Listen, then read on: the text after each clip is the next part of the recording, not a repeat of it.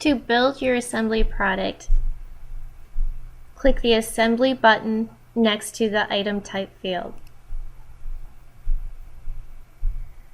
The Assembly Details window is displayed. The information entered so far is shown on the left, and the grid on the right is used to display the component items in the assembly. Click Edit Assembly.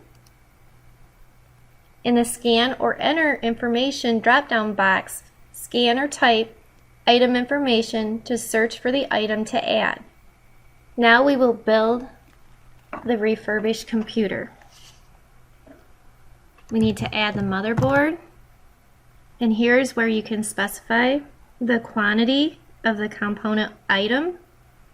By default, each item is listed with a quantity of 1. Click the quantity plus or the quantity negative button to quickly increase or decrease by 1, or click the quantity button to enter another number. Quantity is the only editable field for the component items. Keep entering in until you finish your assembled item.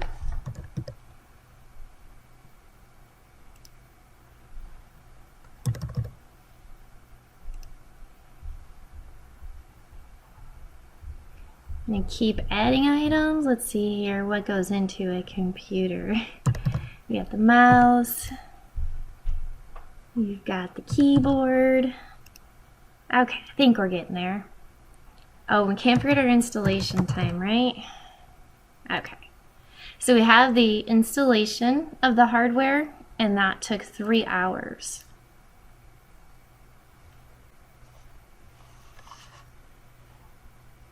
Now that we're done, we can click Save. We get a confirmation that we've modified the components of this assembly and group, which may affect the price. Would you like to update the price to equal the sum of the new component prices? We'll click Yes.